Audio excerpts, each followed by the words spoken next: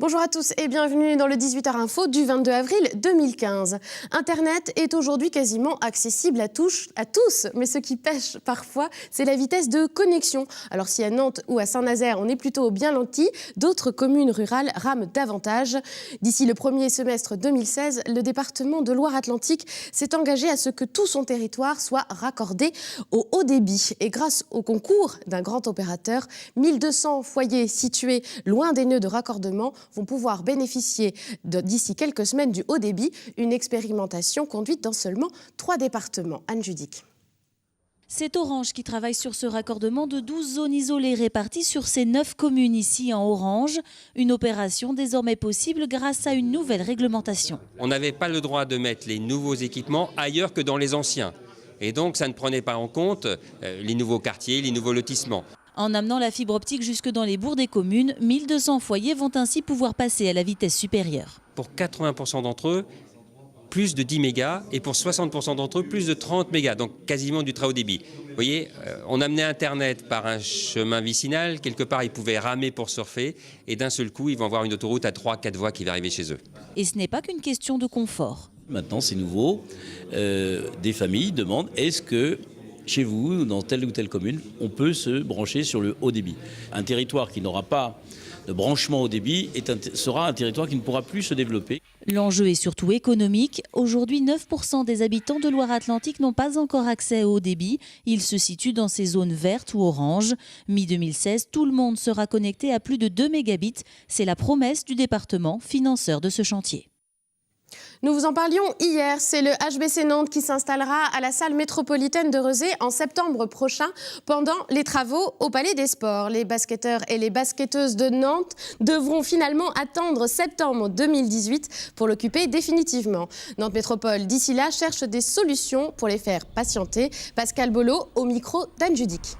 La première chose, c'est qu'on va changer le parquet dès cet été parce qu'il est actuellement trop dur. Ça posait des problèmes d'articulation aux basketteurs. Donc on va avoir un parquet plus souple, de meilleure qualité dès la saison prochaine.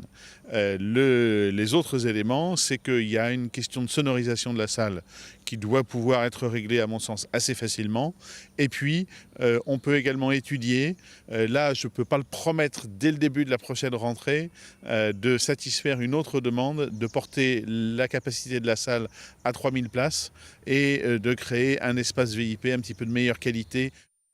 Nouveau carnet rose, nouvelle naissance animalière. Après les requins de l'Océarium du Croisic, c'est au tour des chevreaux du Jardin des Plantes. Contrairement aux contes, ils ne sont pas 7 mais 9 à avoir vu le jour dans ce parc nantais au début du mois d'avril. Notre journaliste Denis Vanier s'est penché sur leur berceau.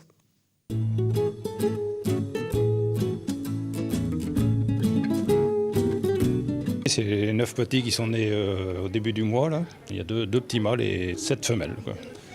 Et donc on amène un bouc au mois de novembre et il y a une gestation de 150 jours environ. Donc les petits naissent aux environs des vacances de Pâques, donc ça tombe bien pour le public, quoi, pour les enfants.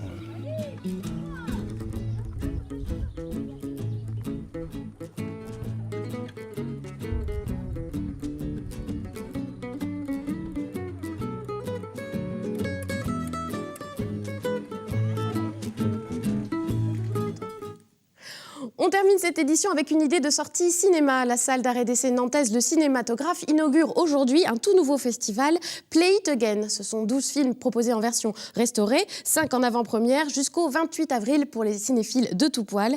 Et au titre de la programmation, il y a l'incontournable Playtime de Jacques Tati, dont voici un extrait.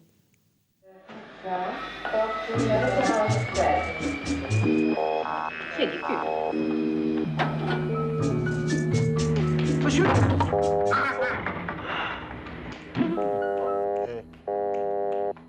répète. 1, 2. Je répète. Giffard, Düsseldorf au téléphone. 2. Toutes les séances sont à retrouver sur le site du Cinématographe. C'est la fin de cette édition. Merci de l'avoir suivi. Excellente soirée sur Télé Nantes, évidemment.